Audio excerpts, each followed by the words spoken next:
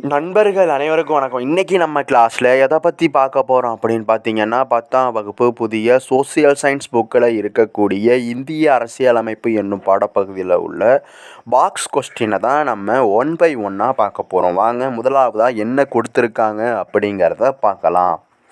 Frame Bihari Naren ரஜடா என்பவரால் இந்திய அரசியலமைப்பு சட்டம் இத்தாலிய பாணியில் அவரது கைப்பட எழுதப்பட்டது அப்படின்னு இந்த முதலாவதாக இந்த பாக்ஸ் கொஸ்டினில் கொடுத்துருக்காங்க. இந்த பாக்ஸில் கொடுத்துருக்காங்க.